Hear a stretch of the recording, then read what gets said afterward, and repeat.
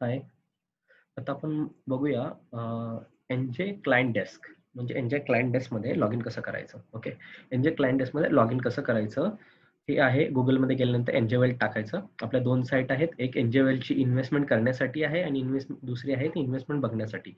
ही site open होईल. तुम्हाला एक युजर आयडी पासवर्ड आलेला असेल मेलवरती.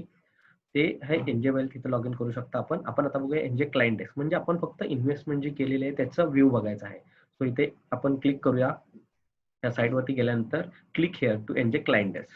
आपण एनजे क्लायंट डेस्कला क्लिक केल्यानंतर एक विंडो ओपन होणार. ओके. त्याच्यानंतर आपण तिथे युजर आयडी पासवर्ड टाकायचा. ओके.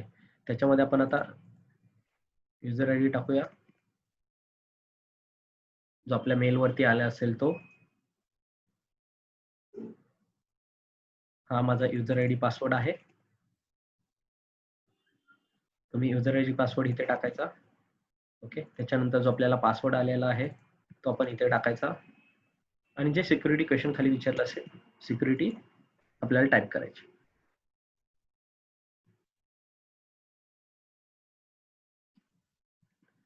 हे केल्यानंतर आपण लॉगिन करायचं. त्याच्यानंतर आपल्याला तो विचारेल की चेंज करायचं. आपला पासवर्ड जो नवीनवाला पासवर्ड आला असेल तो त्याला रिप्लेस करायचा.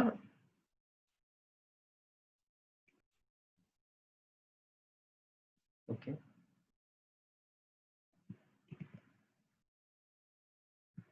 मी टाकलेला आहे लॉगिन.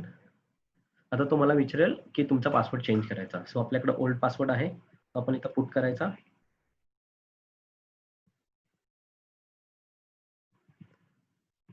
ओके. आपल्याला टाईप करायला लागेल मे बी होत नाहीये.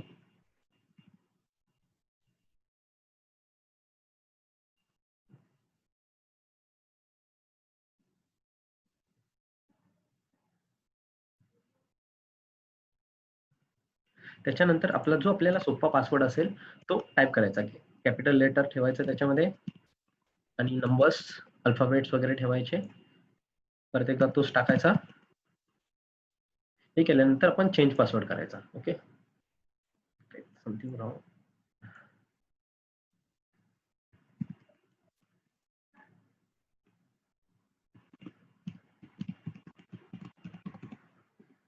आपण चेंज करूया. हा आपला पासवर्ड सक्सेसफुली चेंज झालेला आहे. आता आपण परत आपला लॉगिन करूया. सेम तसंच लॉगआउट केलं आपण. परत त्याच्यावरती गेलेलो आहे. आता आपण नवीन पासवर्डने लॉगिन करायचं आहे. ओके. जो नवीन पासवर्ड टाकलेला आहे तो इथे टाकायचा. बाय डिफॉल्ट कधी कधी घेतो जुनावाला.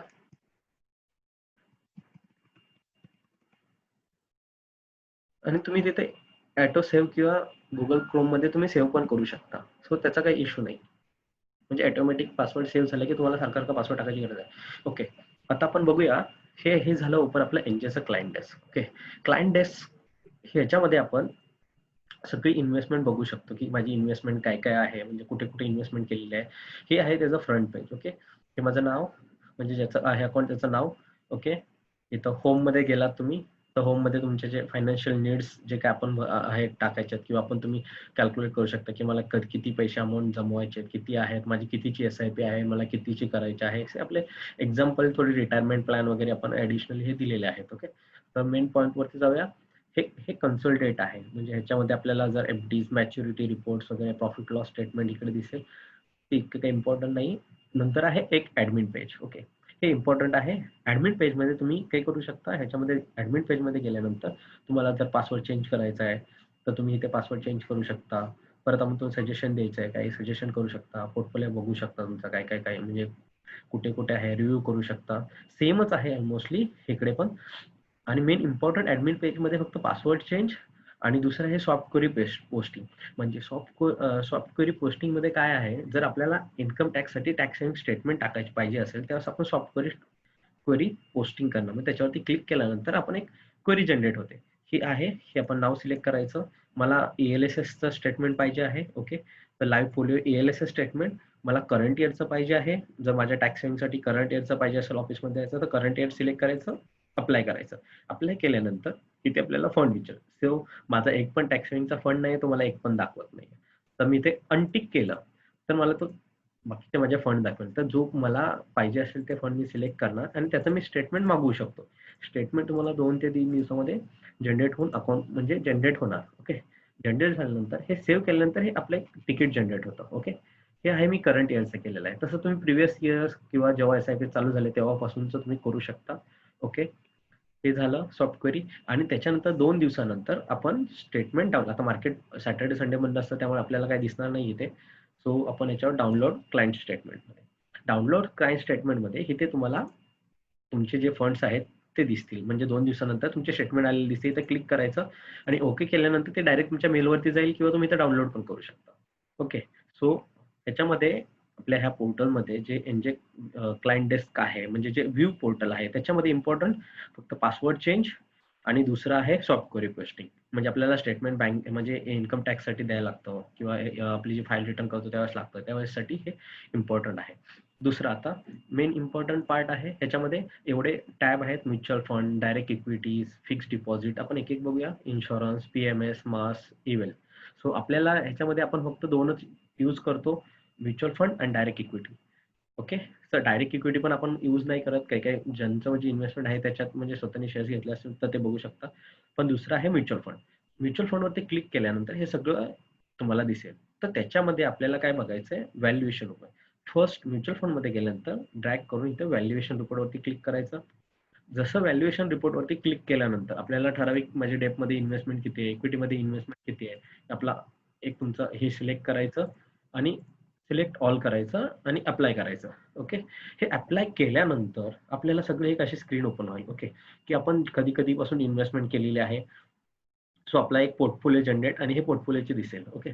तर ह्याच्यामध्ये मी एच-डी-एफ-सीमध्ये एक लिक्विड फंड आहे. त्याच्यामध्ये 5,000 चे टाकलेले आहेत. आता 20,000ची व्हॅल्यू समथिंग ऑलमोस्ट 9% इंटरेस्टने 526 झालेले आहे. ओके. दुसरा एक फंड आहे जो रिलायन्स म्हणजे रिलायन्सचं नाव चेंज होऊन आता निपॉन झालंय. निपॉनचा बँकिंग फंड आहे. त्याच्यामध्ये 11,000 ची माझी इन्व्हेस्टमेंट आहे. सो 11,000 च्या इन्व्हेस्टमेंटचे आता अशा माझे डाऊन आहेत ₹400. असे सगळे माझे फंड दिसणार. जितके मी फंड केलेले जेव्हा केलेले त्याची डेट असते. हे तुमचं नाव, हे अकाउंट नंबर असतो. हा तुमचा कोड असतो, आय-एस-एन कोड असतो. म्हणजे तुमची इन्व्हेस्टमेंट फक्त ह्या पोर्टलवरती नसते. तुम्ही जर तुमची इन्व्हेस्टमेंट डायरेक्टली फंडला गेलात, फंड हाऊसेस केलात, कॅम्प्स, कार्वीमध्ये जरी गेलात, तिथे जरी लॉग इन केली, तर तिथेही तुमची इन्व्हेस्टमेंट दिसते. हा फक्त सॉफ्टवेअर आहे. एनजेचा हा सॉफ्टवेअर आहे, की त्याच्यावर फेच करून आपण इकडे सगळी इन्व्हेस्टमेंट एका जागी बघू शकतो. आता हा सुंदरमचा फंड आहे, की 6,000 टाकलेला आहे, तर त्याच्या 4,000 झालेले आहे. टोटल असं म्हणजे हा लॉकवाला फंड आहे. म्हणजे हा 5-5 वर्ष आपण काढू नाही शकत. हे 2 फंड लॉकमधले आहेत. ते 5,000 इन्व्हेस्टमेंट केली, की 5,000चे आता ऑलमोस्टली ₹576 झालेले आहेत. म्हणजे आता बघचाल आपण, तर ही सगळी इन्व्हेस्टमेंट कुठल्या-कुठल्या डेटला केलेली आहे. 2018 ला केलेली आहे, एक 2015 ला केलेली आहे. हा 5-6 वर्षाचा फंड आहे. तर 10व्या महिन्यामध्ये हा मॅच्युअर होणार.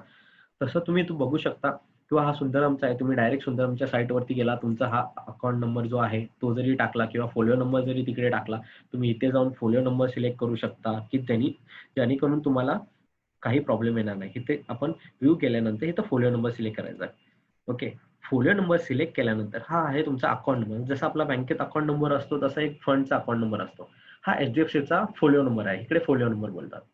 ओके. हा फोलिओ नंबर जर तुम्ही आपल्या एच-डी-एफ-सीच्या बँकेत गेला आणि त्यांना दिलं, तर तुमची इन्व्हेस्टमेंट तिथे असते. ओके. म्हणजे आपण काय हे जे एनजेचं पोर्टल आहे, हे ऑनलाईन, ऑफलाईन दोन्ही आपण यूज करतो. आता ही इन्व्हेस्टमेंट ऑफलाईन आहे. ही इन्व्हेस्टमेंट ऑनलाईन आहे, जिथे की कोड येत नाहीये. हा यू म्हणजे ऑनलाईन ऑनलाईनचा डी नंबर आहे. म्हणजे यू कोड आहे, अकाउंट नंबर आणि हा फंड आहे फक्त ऑफलाईनमध्ये. सर आपण ऑफलाईनमध्ये पण बघू शकता. हे आहे असे डिटेल्स आणि ह्याच्या थ्रू आपण किती इन्व्हेस्टमेंट केली आत्तापर्यंत, किती झालेली आहे, ते आपण सर्व बघू शकतो ह्याच्या थ्रू. ओके. आता तुम्ही हे बघू शकता लास्टला एक 49,000 चे 47,000 झालेले आहेत. आता मार्केट डाऊन आहे. त्यामुळे व्हॅल्युएशन रिपोर्ट व्हॅल्युएशन खाली दिसते. पण जसं मार्केट वाढेल, तसं हीच व्हॅल्यू आपल्याला म्हणजे वाढत जाईल कंटिन्युअसली. आता मार्केट डाऊन आहे त्यामुळे इन्व्हेस्टमेंटची अपॉर्च्युनिटी पण आहे. आपण इन्व्हेस्टमेंट करू शकता. ओके. त्याच्यानंतर आहे ह्याच्यामध्ये आपण तुम्ही बघू शकता, की आपण प्रॉफिट अँड लॉस स्टेटमेंट हे इम्पॉर्टंट आहे. Customize profit and loss statement. Okay. म्हणजे मी 2020 ते 2021 किती पैसे काढले किंवा 2018, 2019 म्हणजे जेवढे वर्ष आपल्याकडे अकाउंट आहे ते पण आपण सगळं बघू शकतो, की किती काढलेलं. आता इथं आपण एक इयर सिलेक्ट केलेलं आहे 17-18. 17-18 मध्ये मी एवढी इन्व्हेस्टमेंट केलेली आहे.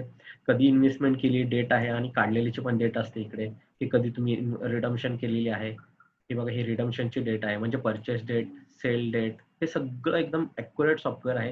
याच्यामध्ये ₹1 पण इकडे-तिकडे होत नाही, कारण हे अंडर सेबीच्या रेग्युलेशन खाली येतं सगळं.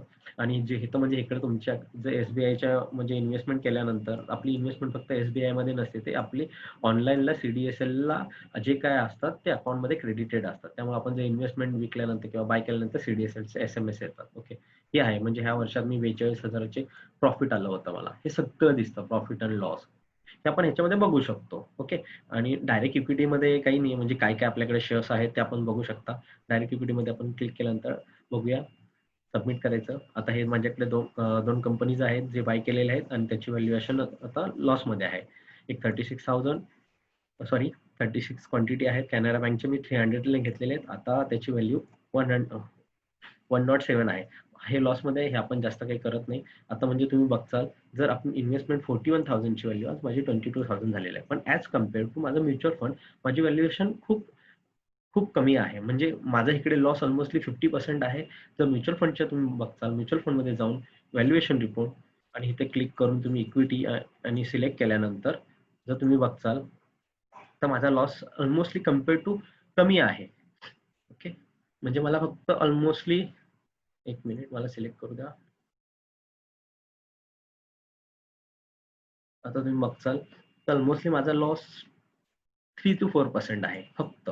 पण जर डायरेक्ट इक्विटीमध्ये गेलं तर डायरेक्ट इक्विटीमध्ये रिस्क असते, त्यामुळे तिथे आपल्याला लॉस दाखवत आहे. हे आहे overview of NJ client portal.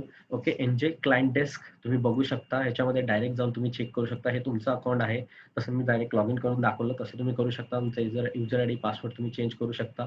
मी परत एकदा सांगतो, त्याच्यामध्ये ह्या पोर्टलमध्ये इम्पोर्टंट काहीच नाही. म्हणजे इथं तुम्ही फक्त म्युच्युअल फंड्स आणि टाईम ह्याच्यामध्ये फक्त तुम्ही बघू शकता. हे कोणालाही दिलं, कोणी यूज केलं तर काही प्रॉब्लेम येत नाही. कारण ह्याच्यामध्ये तुम्ही पैसे काढू शकत नाही. हे तुमच्या अकाउंटमध्ये पैसे असतात. आणि हे तुमच्या अकाउंटमधून फक्त जे तुमचं रजिस्टर अकाउंट आहे त्याच्यामध्येच निघतं. दुसऱ्या अकाउंटमध्ये पण नाही येत पैसे. ओके. हे आहे रिपोर्ट पूर्ण असा. नाव असतं इकडे सगळं. ओके. Thank you. हे लॉग आउट करायचं आणि हे असंच तुम्ही मोबाईलवरती एकदा लॉग इन झाल्यानंतर तुम्ही हे मोबाईलवरती पण लॉग इन करू शकता. सेम, फक्त तिकडे डिटेल्स वाईज नाही दिसणार आपल्याला, डेट वाईज की कुठल्या डेटला कशी-कशी एस-आय-पी गेलेली आहे ते आपल्याला दिसणार नाही. इकडे सगळं दिसेल तुम्हाला.